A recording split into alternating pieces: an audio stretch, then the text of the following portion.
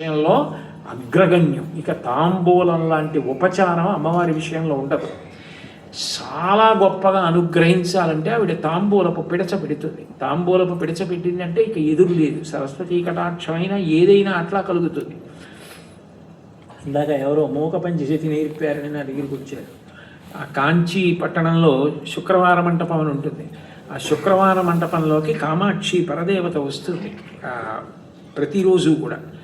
గుడి తలుపులు వేసేశారు. ఒక మూగ ఆయన కూర్చుని ఉన్నారు, ఒక మంచి విద్వాంసుడు కూర్చుని ఉన్నాడు. ఇద్దరు అమ్మవారిని ఉపాసన చేస్తున్నారు.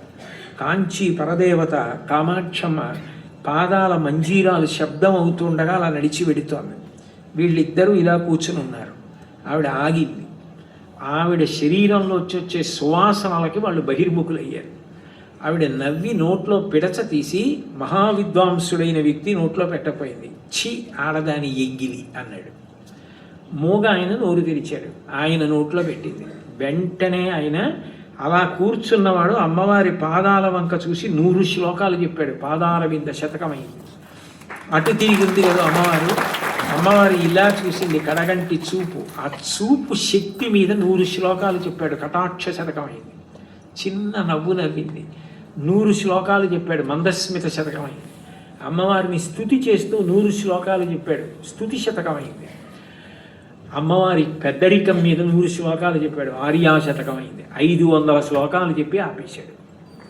ఆపేస్తే అమ్మవారు అంది, నీకేం కావాలంది. నా మాట తీసేయమన్నాడు. ఏమంది, నాకు పుట్టుకతో మాట లేదు.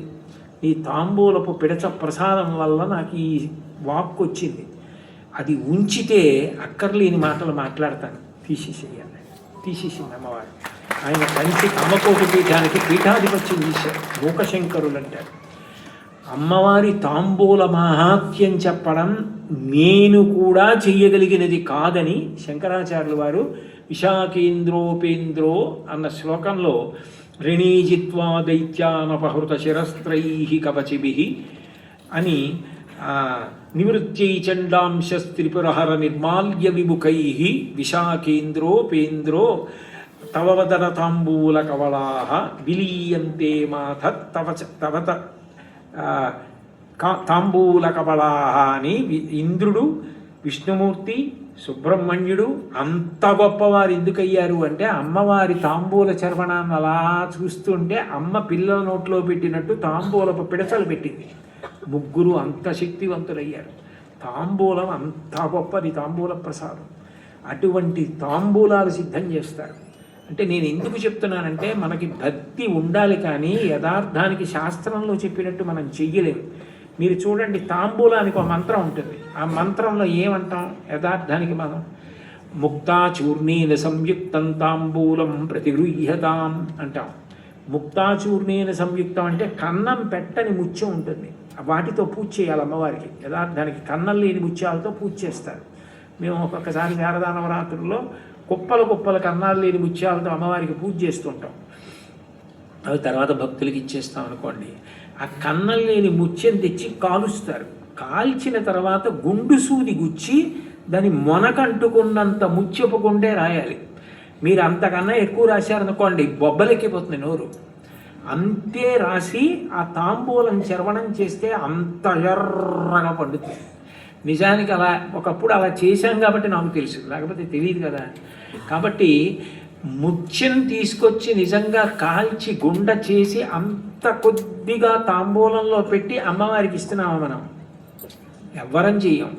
కానీ అమ్మవారు మాత్రం ఆ భక్తితో మీరు తాంబూలం ఇచ్చి ఆవిడ తాంబూల చర్వణం చేసి ఎర్రటి నోటితో వీణానాద నిమీలితార్థనయనే విప్రస్థచూళీభరే అని వీణావాద్యం వినపడుతుంటే తల పంకిస్తూ తాంబూల చర్వణం చేస్తుందట. ఆవిడ తాంబూల చర్వణం చెప్తూ చంద్రశేఖరేంద్ర సరస్వతి మహాస్వామి గారు సమాధిలోకి వెళ్ళిపోయేవారు. అంత శక్తివంతం. అటువంటి తాంబూల చర్వణానికి మనం నిజంగా అన్నీ వీకపోయినా మనస్సుతో అలా భావన చేసి ఇచ్చామనుకోండి, ఆవిడ సంతోషంగా స్వీకరిస్తుంది. అంటే మనసు ప్రధానం. మనసుకి సంస్కారం ప్రధానం. ఆ ప్రేమ భగవంతుని యందు ప్రధానం. ఆ ప్రేమ ఏర్పడాలంటే మనకి భగవంతుడికి ఉన్న అనుబంధం తెలియడానికి పెద్దల యొక్క మాటలు బాగా వినండి. వింటే మనకి ఆ అనుబంధం ఏర్పడితే పూజ బాగా చేస్తాం. పూజ ఎంత బాగా చేస్తే అంత సంస్కారవంతుడు ఉంటాడు. ఎంత సంస్కారవంతుడో, ఎంత భక్తుడో అంత తేలికగా ఈశ్వరుని యందు లయమైపోతాడు. అంత శక్తివంతము పూజ. ఆ పూజ అంత గొప్ప పౌరుడిగా తయారు చేస్తుంది. భయభక్తులు ఉన్నవాడు కాబట్టి తప్పు చెయ్యడు. అంత నిజాయితీపరుణ్ణి చేస్తుంది. కాబట్టి పూజ ఛాందసము కాదు. పిల్లలకి పూజ నేర్పాలి తప్ప పూజ ఛాందసమని పిల్లలు చెయ్యకుండా ఉండే పరిస్థితిని కల్పించకూడదు. ఈ విషయాలతో నేను పూజా వైభవం గురించి ప్రసంగాన్ని పూర్తి చేస్తూ, ఎందుకనంటే ఇప్పటికే చాలాసేపటి నుంచి మీ అందరూ అంత భక్తి శ్రద్ధలతో కూర్చున్నారు. చాలామంది పాపం అట్లా కూర్చున్నారు. అబ్బో నేను సమయాన్ని సరిగ్గా గమనించలేదు. 8 గంటల 40 నిమిషాలు అంటే దాదాపు సినిమా టైం మాట్లాడాను. ఇప్పటికీ ఇంతమంది నిలబడి కూర్చుని ఇంత ప్రేమగా విన్నారు. ఈ 2 రోజులు నేను ఇక్కడికి వచ్చి చెప్పినటువంటి మాటలు మీకు కొత్తవి కాకపోయినా, మీ అందరికీ తెలిసున్న విషయాలైనా, మీరు నా యందున్న అభిమానంతో ప్రేమతోటి ఇంత జాగ్రత్తగా విని నాకు సంతోషాన్ని కల్పించినందుకు మీ అందరికీ నా హృదయపూర్వక కృతజ్ఞతలు తెలియచేస్తూ సెలవు తీసుకుంటున్నాను.